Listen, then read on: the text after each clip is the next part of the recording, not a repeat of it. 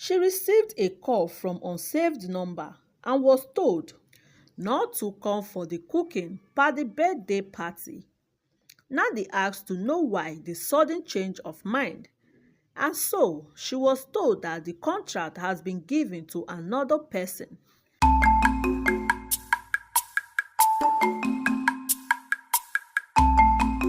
highlifeng.com.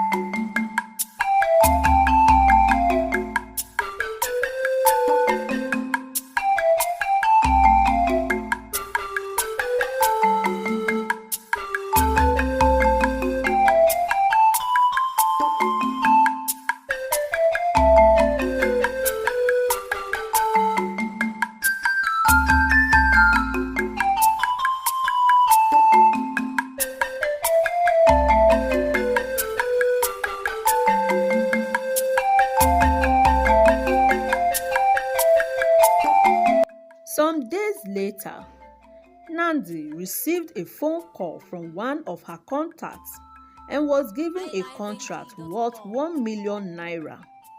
She was to travel to the neighboring village to cook for an old friend to the king for his birthday party. Nandi was glad and told Ifechi about the good news and prepared everything that was needed for the cooking. The birthday party was to take place in 2 days' time, and Nandi was ready for it. After the day's sales, she went home as usual with her guests to balance the day's sales. While they were doing so, she thought of taking Ifechi along with her to the occasion. When Ifechi called her that she would be traveling to her maternal home the next morning to visit her auntie that gave birth to twins, and promised to come back 4 days after. After hearing that from Ifechi, she decided not to tell her what she wanted to tell her per the birthday party. The next morning, while Nandi and her guests was getting ready for the occasion, she received a call from unsaved number and was told not to come for the cooking per the birthday party. Nandi asked to know why the sudden change of mind, and so she was told that the contract has been given to another person, though Nandi was sad and disappointed for the first time, and the journey was cancelled. She told Mr. Chukwudi about it, and he managed to cheer her up and hope for a better contract. Ifechi came back as she had promised, and Nandi told her what happened, and so wished her for a better one. One day, Nandi received a call and was given a contract worth 1.5 million naira to cook for the traditional and white wedding of one of the chief's daughter in a far village the following week. And just like the previous one, the contract was later cancelled. Nandi felt really sad and disappointed, and again, Chukwudi cheered her up and promised to secure a better contract for her. When Ifechi heard about it, she felt sad for her friend Nandi and consoled her. Weeks later, Ifechi's eatery started booming as all those who Nandi recommended her to started patronizing her, and soon she was well known too as one of the best cooks in the village. Nandi was happy for her friend that finally she was able to make a name for herself. On several occasions, Ifechi was given a contract worth thousands and millions of naira. Sometimes, when the contract worth 500,000, she would take Nandi along, but when it worth millions, she won't let Nandi know about it, and gradually, Nandi started losing contacts. She was no longer contacted for bigger contracts like before, and she was only contacted for local and small occasions, and sometimes they find it hard to pay her for the service she rendered. There was a time she thought of quitting local and small occasions to avoid delay of payments, but Ifechi told her not to and encouraged her to keep on pushing further, for there is always ups and downs in every business. Ifechi's words of encouragement melted Nandi's heart, and the thought of quitting was prohibited from her mind. Nandi got a call from one of her old contacts and was given a contract worth millions to cook for 1,000 guests that would be attending his wedding anniversary. For the first time in 2 months, Nandi was very happy and grateful, as if it was her first time to have such cooking contracts. But again, the contract was cancelled, and that continued for many months, till one day, the villagers, who had once been healthy and vibrant, began to fall ill. At first, it was just a few people complained of strange dreams, sleepless nights, and overwhelming sense of dread. More serious symptoms appeared: severe fevers, hallucinations, and uncontrollable fits of madness. The village elder, a wise man named Dike, was alarmed by the sudden outbreak.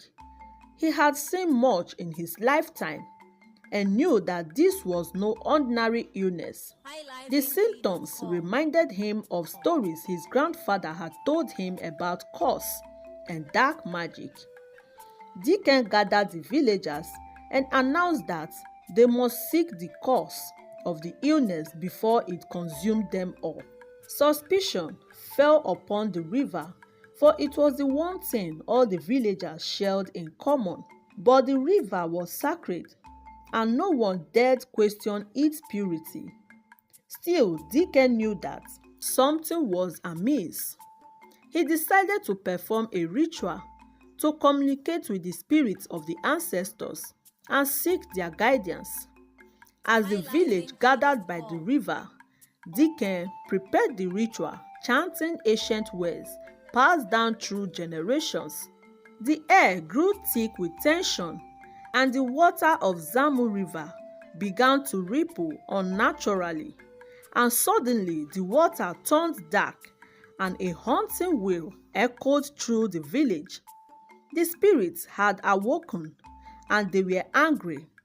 In a trance, Deacon heard the voice of the spirits telling him a betrayer, a woman who had defiled the sacred water, using it to harm her own people. Deacon's heart sank as he realized the truth, but he needed proof. In private, he ordered the village vigilante to keep an eye on all the women in the village, most especially those who owns and runs their eatery. One night, a woman was caught by the sacred river fetching its water.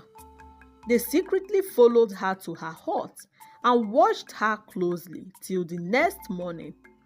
The next morning, she was caught cooking with the same water from the sacred river, and at once she was taken to Elder Deacon's hut, and soon the villagers gathered to know who the woman was.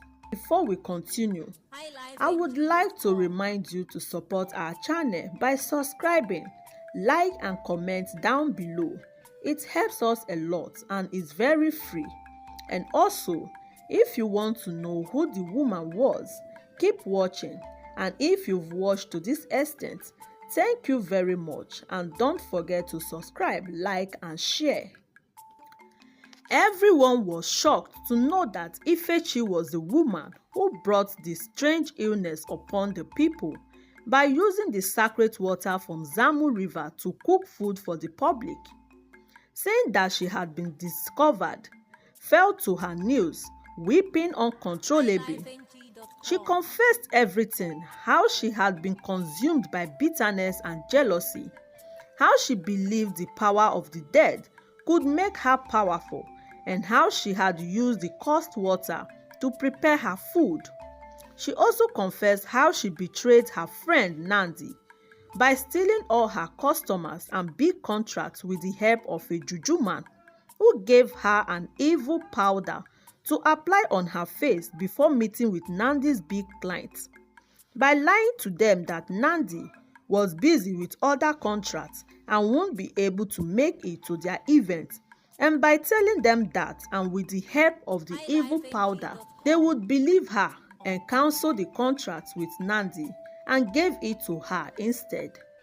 She did all that out of jealousy that she was the one who taught Nandi everything about the business and watched her progress while she barely made progress, let alone securing a big contract from big clients like Nandi does.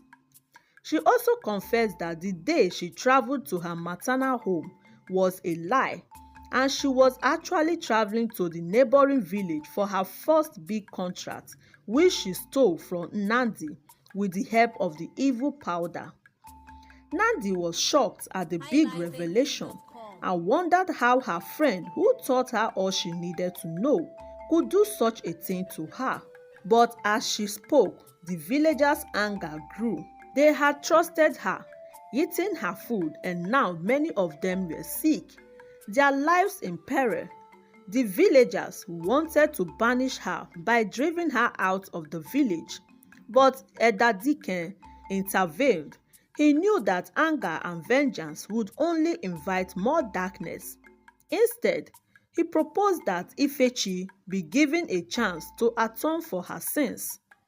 Edadiken, together with some elders and villagers, took Ifechi to the Zamu River, where she was to cleanse herself and seek for forgiveness from the spirit and also from Nandi and the villagers.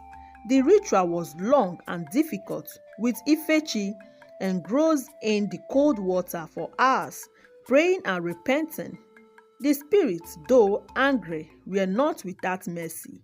They allowed Ifechi to live, but she was marked with a scar on her face as a reminder of her betrayer. And from that day on, Ifechi lived as an outcast. She spent her days at the river, tending to the graves of the dead and ensuring that the rituals were performed properly. Though she had lost everything, Ifechi had gained wisdom and humility. Nandi's big client, which she once lost, came back with bigger contracts and later got married to Chukwude and lived happily ever after, while the village eventually recovered from the illness, but the memory of Ifechi's deed lingered. Her story was passed down through generations as a reminder of the dangers of seeking power through dark means and the importance of respecting the sacred and the community. If you learned one or two from this story, please let me know at the comment section. And also don't forget to support our channel by subscribing to our channel, like and share. It helps us a lot to grow. See you soon in our next story. Bye bye.